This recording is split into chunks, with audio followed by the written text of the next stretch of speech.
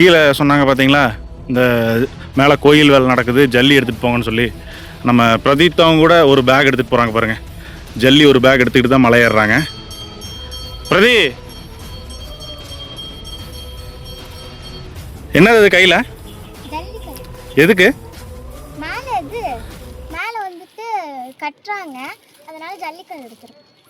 அப்படியே வெயிட்டா இல்லையா? தூக்கிட்டு ஏறிடுவியா? தூக்க முடியல, என்கிட்ட கொடுத்துரு. ஓ, நீ எடுத்துகிட்டு போகிறது மண்ணா? ஓகே ஓகே, அதில் கல் மண் எல்லாமே இருக்குது. உனக்கு வந்து இந்த மண் கிடச்சிருக்குதா? Okay okay.